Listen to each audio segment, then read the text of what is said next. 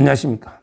법률TV 서정TV에서 법률적인 쟁점을 깊이 있게 한번 분석해보는 심층분석 법률특강을 계속 정기적으로 하고 있는데요.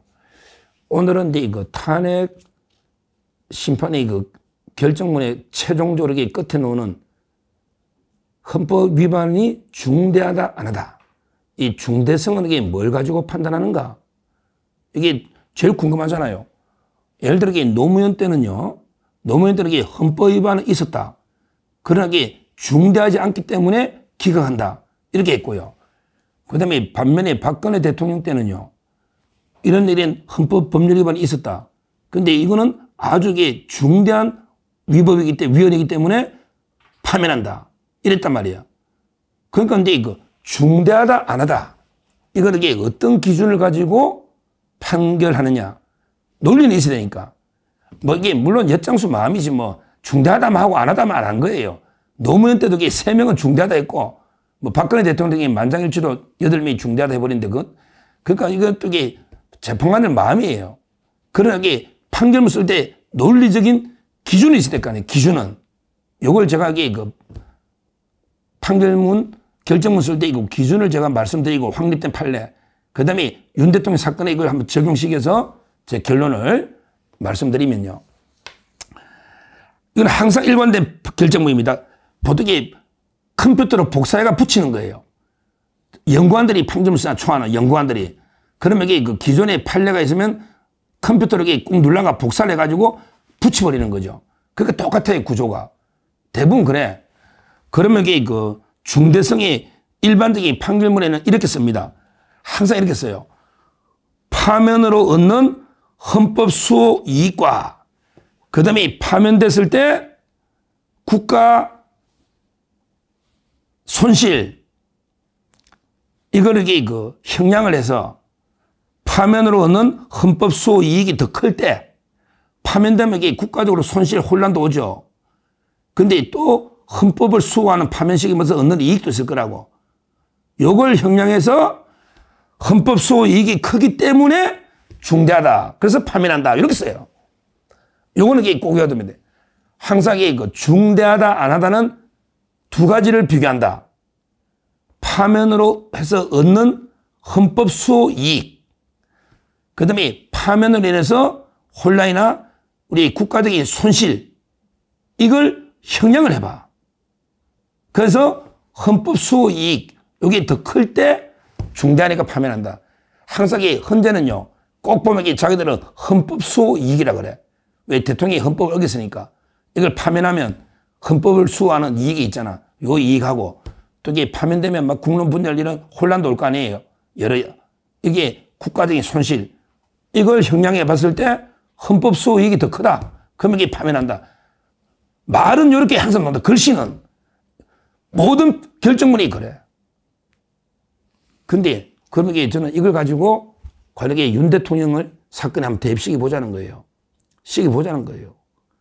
자, 저는 기본적으로요. 저는 판결문은 4단계로 구성되죠. 판결문은 처음에 진행 경과하고 증거를 적고 그 다음에 사실관계를 확정해 적고 그 다음에 세 번째가 헌법 법률을 어겼는지 위헌을 적고 마지막에 중대하냐 안 하냐 즉 위법하다 할 때 위헌이라 할 때 중대하냐 안 하냐 이렇게 4부분으로 구성된다. 이거는 제가 전에 특강에 말씀드렸고 그러면 저는 기본적으로 3단계에서 위헌이 없다는 입장입니다. 저는 아예 중대성까지 갈 필요도 없다 보는 입장이에요. 왜? 보세요. 포고령 1호가요. 제일 중요한 게 전면 정찰도 근데 포고령 1호가 합헌이라는 게 대법원 판례입니다. 포고령 1호가 위헌이 아니에요. 포고령 1호가 국회 권한을 무력화시킨 게 아니고 상징적으로 계엄에 반드시 들어가는 일반적인 관용적인 문구야. 그러니까 국회는 그냥 해산 요구, 계엄 해제 요구하면 돼. 했잖아, 그래. 그 2시간만 해제했잖아. 따라서 이게 포고령 1호가 위헌이 아니라는 헌재 판례를 헌법 대법원 판례 저 몇 개 소개했잖아요, 그때. 그 다음에 전시사변 이게 비상사태냐 아니냐 이거는 1차적으로 대통령이 판단한다고. 트럼프는 첫날에 국가 비상사태 다 선언했잖아요. 그 다음에 정치인 체포 없었다니까? 동행 파기야, 없었어. 그 다음에 국회 봉쇄, 이것도 없었다고. 선관위는 검증하는 거지, 서버 폐쇄가 아니야. 따라서 저는 5가지 사유인데, 아예 위헌 위법이 없다. 이게 제 입장입니다. 위헌 위법이 없다. 그러니까 이제 그 4단계 중대한지 안 하냐 따질 필요도 없다. 위헌이 있어야 한번 따지지. 전부 합법이라는 거예요, 저는. 근데 만에 하나인데 뭐 재판관들 중에 이런 게 있겠지. 뭐 한두 개가 혹시나 이게 그 뭐 절차가 좀 미진하게 국무회의 절차가 헌법을 좀 어겼다. 위헌이다. 또는 이게 뭐 예를 들어 포고령 이론은 요즘 안 맞다. 위헌이다. 또는 이게 그 비상사태라 보기 어렵다. 전시가 아니니까 위헌이다. 또는 이게 국회 끌어내라는 게 있으니까 일시라도 이게 봉쇄한 게 위헌이다. 이렇게 판단했을 때. 근데 그 다음에 단계가 이제 결론 4단계는 중대한 예안을 따진단 말이야. 이거는 이게 아까도 말했지만 파면으로 얻는 게 있단 말이야. 얻는 게 헌법 수호하는 이익. 이게 얻는 거고. 그 다음에 국가적인 손실이 또 있을 거라고 파면하면 혼란이나 국론 분열이죠. 요걸 이렇게 형량을 한단 말이야. 그 다음부터 이게 엿장수 마음대로야. 재판관이 은혜 크다면 은혜 큰 건데 저는요 이렇게 4단계 중대성까지 가더라도요 이거는 아무리 봐도 이게 저는 중대성이 없다고 봅니다. 국민이 뽑은 대통령을 파면할 만큼 중대한 헌법 수호 이익이 없다 봅니다. 아니 대통령 파면하면 무슨 이게 헌법 수호 이익이 있나? 대통령이 헌법을 파기하려고 개헌한 게 아니란 말이야. 이거는 국회 폐악질을 국민한테 알리고 그다음에 종북 좌파 세력을 썰고 그다음에 부정선거를 검증하는 이 목적이 오히려 이 목적이 자유민주 체제를 지속하려면 이게 필요한 목적이라고. 그렇잖아요. 대통령이 계엄을 뭐 헌법을 파기하려고 계엄했으면 파면해가지고 헌법 수호익이 있지. 근데 대통령이 헌법을 파기하려고 계엄한 게 아니다 말이야. 오히려 헌법을 지키기 위해서 자유대한민국을 지키기 위해서 일시 계엄 짧은 그것도 이게 부사관들 위주로 해서 비무장으로 250명 정도 경고용 계엄이다 이 말이야. 그러니까 제 말은 이게 그 대통령이 막 옛날처럼 이게 군인 몇만 명이 국회 완전 폐쇄하고 막 다 잡아가고 다 구속시키고 이럴 때는 파면해가지고 헌법 수익이 있지. 왜? 대통령이 헌법 파기를 하니까. 근데 이번에 그게 아니잖아. 오히려 대통령의 계엄이 헌법 수호하겠다는 거야. 파면이 헌법 수호익이 아니고 대통령의 계엄이 헌법 수호하겠다는 의지의 표명이다. 이렇게 저는 봅니다. 따라서 대통령을 파면함으로써 얻는 헌법 수호익은 아예 없고 오히려 역으로 대통령의 계엄 자체가 헌법 수호 의지의 표현이었다. 이렇게 저는 보는 거예요. 그리고 하나 더. 그럼 이게 파면으로 얻는 손실은 어마어마합니다. 파면됐을 때 대통령이 됐을 때 이 국가적인 자기들도 그러잖아. 내전 상태로 들어갑니다.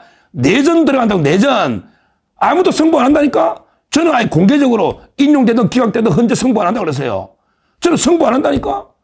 인용되든 기각되든 8대0으로 기각되든 헌재 물어뜯을 거야. 헌재 없애라고. 8대0 기각되든 분명히 단언합니다. 바로 그게 내전 들어갑니다. 지금도 심리적 내전이지만 탄핵되면 엄청난 혼란이 국가적으로 이게 엄청난 혼란의 손실이 옵니다. 헌법 수호 이익이 저는 없다 보지만 있다 한데 그보다 100배, 1000배, 만배, 10만배 몇 조 이게 손실이 온다고 국가 손실이 혼란으로 인한 내전 난다니까 내전.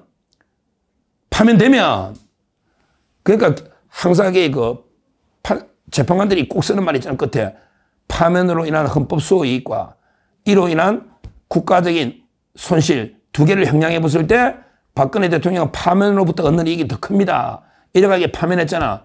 근데 무슨 이익 얻었는데? 박근혜 대통령 파면해가 헌법 수익이 뭐 얻었냐고. 문재인 좌파 정권밖에 더 들어왔어? 뭐 얻었냐고. 박근혜 대통령이 뭘 잘못했는데? 말도 안 되는 거죠.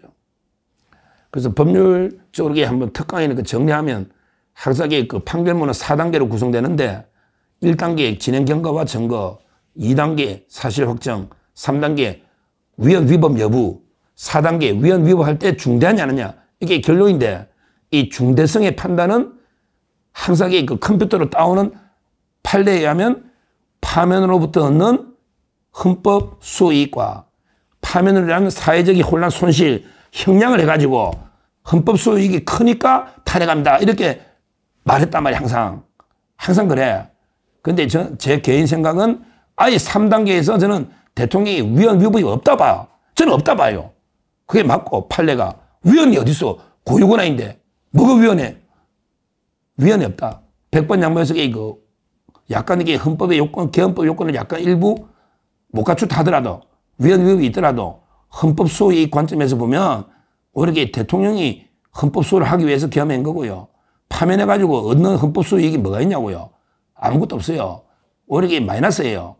그러면 혼란은 파면으로 인한 국가적 손실은 천문학적이야. 헤아릴 수가 없다고. 내재이라고. 따라서 어느 부분에게 저는 탄핵은 기각될 수밖에 없다.